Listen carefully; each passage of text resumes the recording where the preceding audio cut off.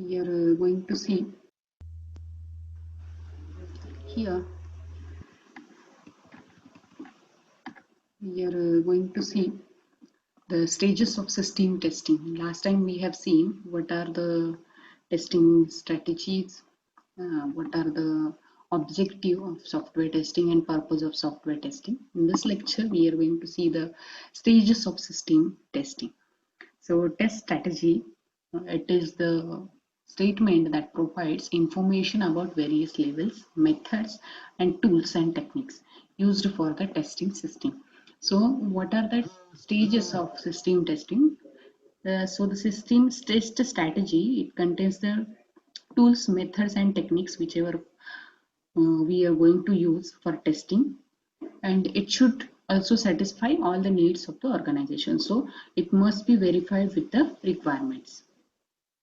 So you're already aware about the test plan. What is mean by test plan? So everything about the testing,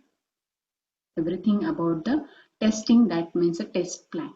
When you are planning for the test, then objective of the test, approaches, as well as whichever the tools you are using for the test, as well as responsibilities and time required to do the testing. Again, availability of the tools, facilities, and test libraries which are available for it. Again, procedures and standards required for planning and conducting the tests. Factors which are responsible for successful completion of the testing process. So these are the test plan. So this may you have to make this test plan before you go for the test plan, means before you go for the testing, product testing. So you have to make this clear with the all points. You have to consider all requirements. There are all parameters are need to be considered for the test plan. So it provides the plan for testing the system and verifies that the system under testing fulfills all the design and functional specifications. So the test plan that contains this type of a information. Next, test case design. So what is mean by test case design? Test case are used to uncover as many errors as possible in the system. So what is mean by test case? Whenever you decide for the test case, so how it is to be designed? So it is to either it will give the result as error or it will give the result as a successful completion, failure or successful completion. So this type of a test case designs you need two types, failure and pass. Again, the number of test cases are identified for the each model. So whenever you go for the product testing, you need to divide your product into different number of modules. You have divided it during the design. You have already divided it into the number of models, sub models you can say. Now you have to test for the sub model, and for that sub module you have to decide the test cases. So identify the test cases related to that sub modules. Then each test case will specify how the implementation of the particular requirements or design decisions is to be tested.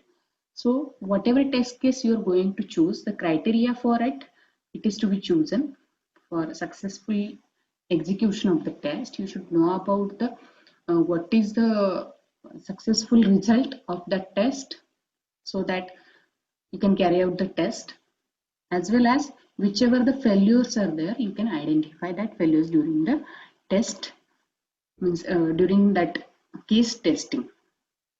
So that means you have to identify such a criteria as well as decisions to make whether the test case is failed or pass. So when it is to be failed and when it is to be passed, that type of a criteria you need to choose. Suppose there is a example of a username and password. You are already aware about this. Whenever username and password user enters correctly, at that time the test case is going to be passed, and whenever the both mismatch with each other, at that time it gives the result as a fail. So this type of a test case criteria you have to design. The criteria means both need to match each other, both fields. Then next is the test cases along with along with the test plan are documented. Means these test cases are documented as a part of system specification document or in a separate document called as a test specification or test description. So it is called as a test description or test specification. Okay. Test procedures. So what are the test procedures? So which procedure you follow during the testing means which test case is to be executed after which test. So this is the procedure. So that procedure you need to specify in a separate document. So that is called as a procedure. Okay. So separate document called as a test procedure specification. So this document also specifies any special requirements and formats for the reporting the result of testing. So this also specify some type of a means in which format the test case result is going to be saved. So in this way, whether it is a text file, whether it is a XML file, so in which format it is going to be saved. So that is also to be specified in a test procedures. Test result documentation. So finally, whenever you completed with your testing of module, at that time finally the part is test result documentation. So whatever results you get for the each test case of the sub module, you need to collect it into the specified document. So test result file contains, what does it contains means information of test cases and whichever the parameters represented, that is number of test cases executed for that module, the number of errors and the nature of errors, means these results are then accessed against the criteria in a test specification. So this result is useful for the next test specification to determine the overall outcome of the test. The overall outcome of the test or the module that is to be decided with the help of this documentation. So they need to maintain this type of a document. Historical perspective. You may aware about this, that is the century of quality. This quality, when it has started from 1900. So manpower predominance. Again in 1900, supervision is there for quality. For giving a best quality, two images you are going to see here. So for giving a best quality before 90s and after 90s, which type of a quality parameters are used by this? So means by the human being. So that is the historical perspective. So in 90s that is manpower. In 90s again supervision. 1922 inspection. Again 1930 statistical control. Okay. In 1960 that is quality warranty.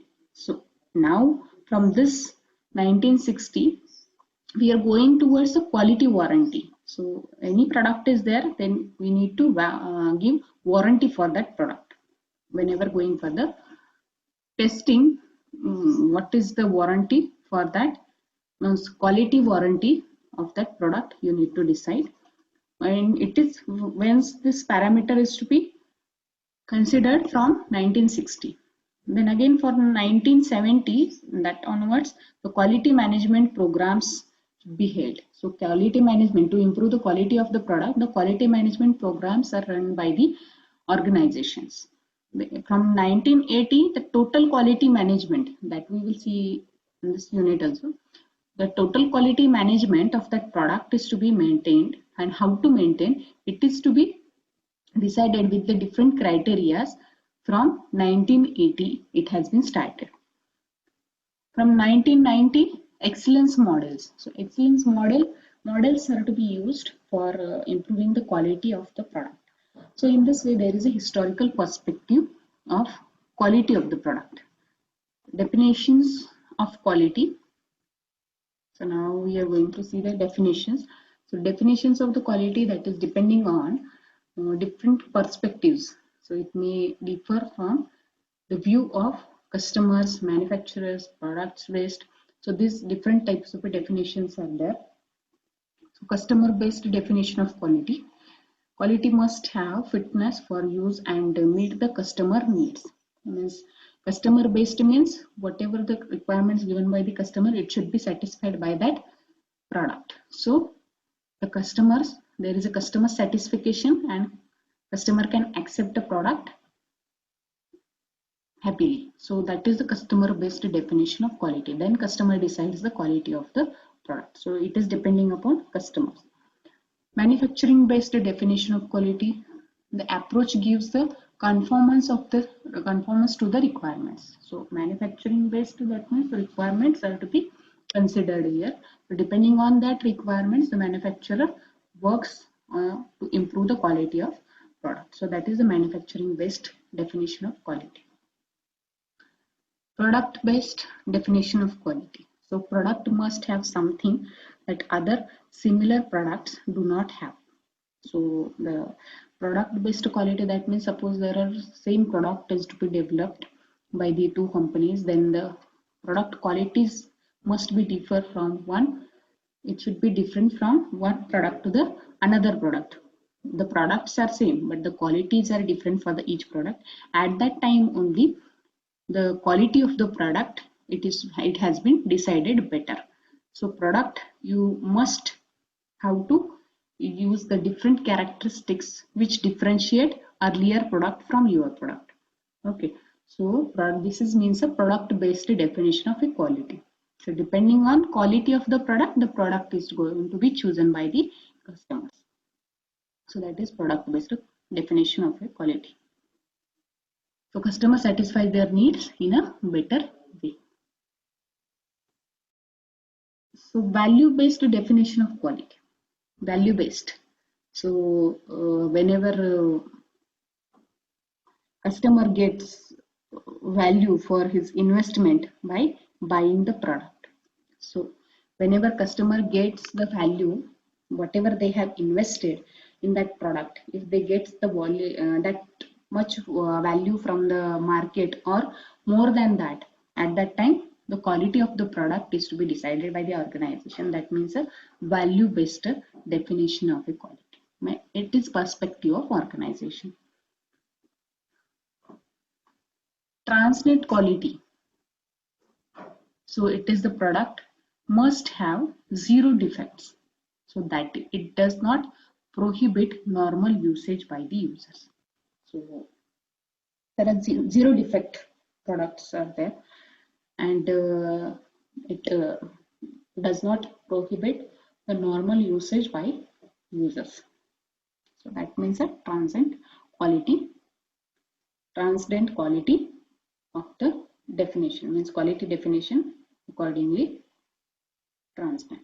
So here you can able to see the picture as a people are sitting here and they are deciding the value of the product. So these human beings may be manufacturer, maybe customer, maybe organization, or maybe they are the outsiders, they may be a middleman, okay, stakeholders. So they can decide the product quality. So there are different types of quality definitions accordingly to this.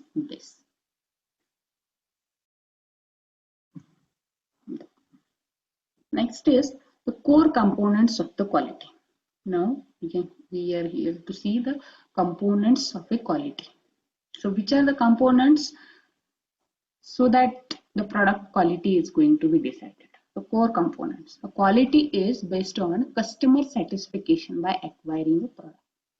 So main quality of the product, it is to be decided by whom? Customer satisfaction. It is through the customer satisfaction we could means we are able to know the quality of the product. Okay. Then organization must define the quality parameters. Organization must define quality parameters before it can be achieved. So suppose there is a cycle of measurement includes. The cycle of measurement that includes define, measure, monitor, control and measure. So these type of parameters are to be considered to decide the quality.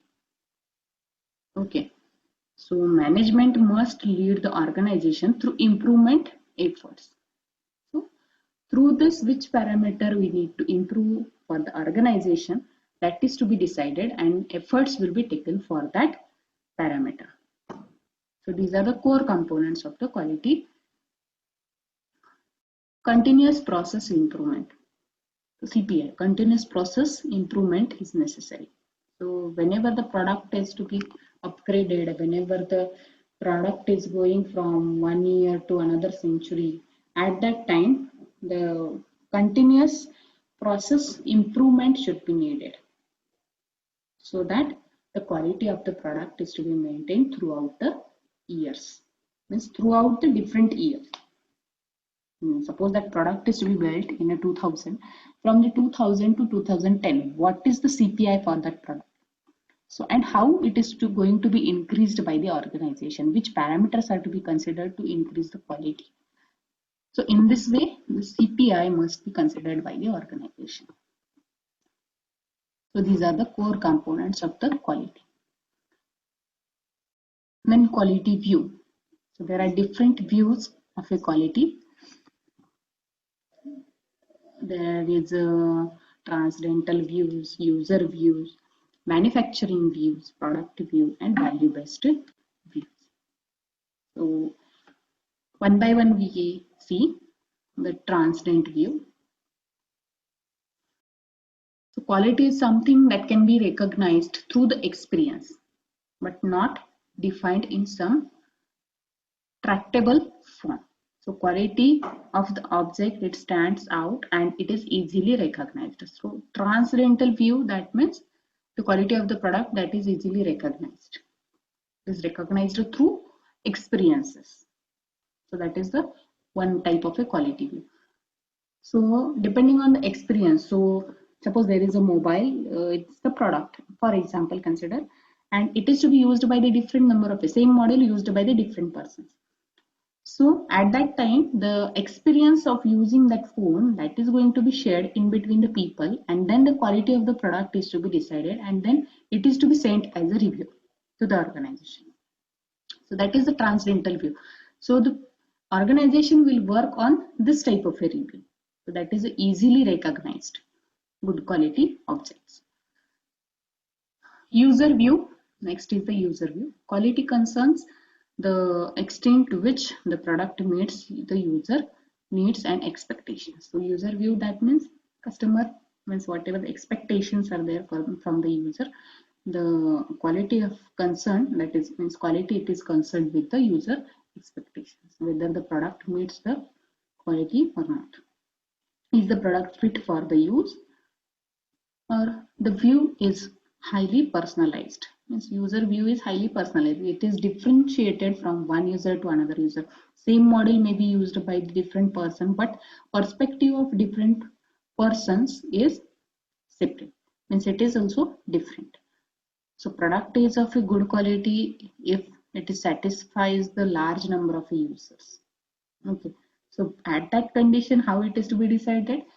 Suppose there is a group of a person, more number of a person, they likes the product at that time, means good quality and bad quality. Suppose the more number of a person in a good quality criteria at that time, that is considered as a user's view as a good quality product.